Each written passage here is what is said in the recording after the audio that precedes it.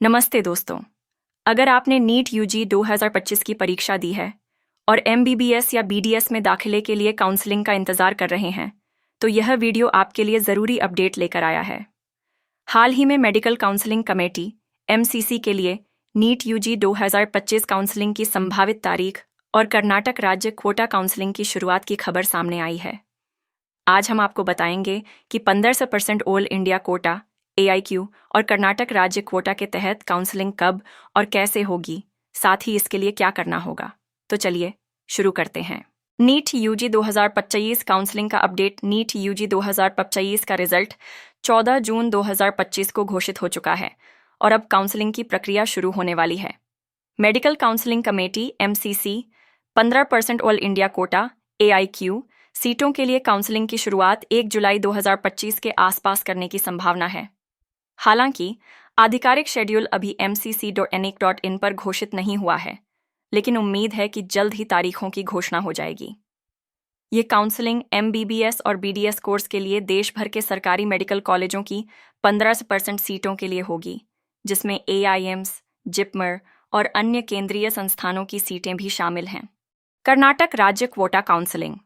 दूसरी ओर, कर्नाटक ने अपनी राज्य क्वोटा काउंसलिंग की शुरुआत 5 जुलाई 2025 से कर दी है।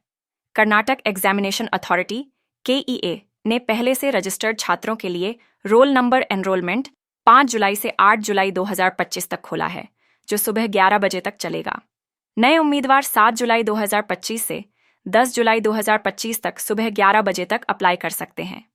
यह काउंसलिंग कर्नाटक के सरकारी और प्राइवेट मेडिकल कॉलेजों की 85% राज्य कोटा सीटों के लिए होगी, जिसमें MBBS और BDS के लगभग 10,195 और 3,145 सीटें शामिल हैं। काउंसलिंग प्रक्रिया और ज़रूरी कदम। MCC काउंसलिंग उम्मीदवारों को mcc.nic.in पर रजिस्ट्रेशन करना होगा। इसके बाद चॉइस फिलिंग और सीट अलॉटमेंट की प्रक्रिया होगी। काउंसलिंग 4 राउंड में होगी, जिसमें राउंड 1, राउंड 2, मॉपअप राउंड और स्ट्रे वैकेंसी राउंड शामिल हैं।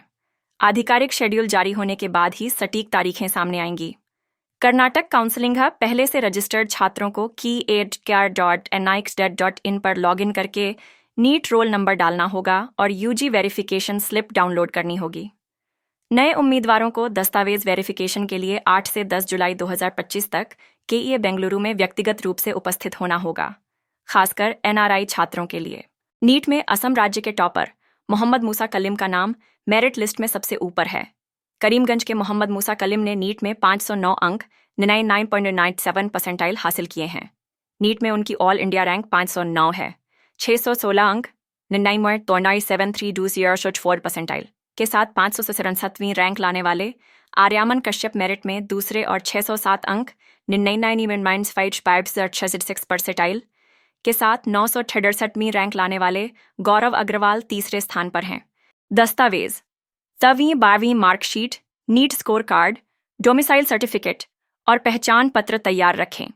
छात्रों के लिए सलाह तैयारी। अपनी रैंक और श्रेणी के आधार पर कॉलेज चुनने की लिस्ट तैयार करें। अपडेट्स चेक करें। MCC और KEA की वेबसाइट पर नियमित अपडेट्स देखें। समय का ध्यान रखें। कर्नाटक में रजिस्ट्रेशन की समय सीमा मिस न करें और MCC की आधिकारिक घोषणा का इंतजार करें। मानसिक स्वास्थ्य। इस प्रक्रिया में धैर्य रखें और परिवार से सलाह लें।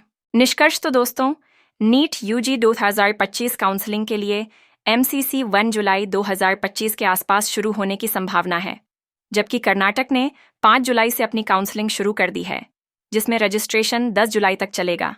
ये आपके लिए एक सुनहरा मौका है, तो तैयार रहें और सही कदम उठाएं। अगर यह जानकारी पसंद आई तो वीडियो को लाइक करें, दोस्तों के साथ शेयर करें और चैनल को सब्सक्राइब करें। कमेंट में अपनी रैंक बताएं या कोई सवाल पूछें। अगले वीडियो में मिलते हैं, तब तक के लिए नमस्ते।